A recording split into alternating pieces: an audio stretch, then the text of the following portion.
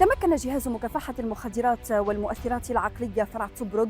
من الإتاحة بعصابة تتاجر في المخدرات والخمور، وذلك على إثر عملية مداهمة بناء على معلومات استخباراتية دقيقة قامت بها العناصر الأمنية لأحد المخازن الموجودة في منطقة مساعد، والتي أسفرت عن ضبط كمية كبيرة من المواد المخدرة والخمور، بالإضافة إلى العثور على أطراف بشرية صناعية. كمية المخدرات المضبوطة تمثلت في حوالي 45 ألف قرص من مادة ترامادول المخدرة و8 قطع من الحشيش تزن نحو 4 كيلوغرامات، في حين أدى العثور على أطراف بشرية صناعية إلى تزايد الشكوك حول تورط شبكة إجرامية متعددة الأنشطة. وحيث تم ضبط أحد المتهمين أثناء عملية المداهمة، والذي كشف بالتحقيق معه بعض التفاصيل المتعلقة بالقضية، يتم اتخاذ كافة الإجراءات القانونية اللازمة حياله، في حين تواصل الأجهزة الأمنية عملها على تعقب بقية أفراد الشبكة.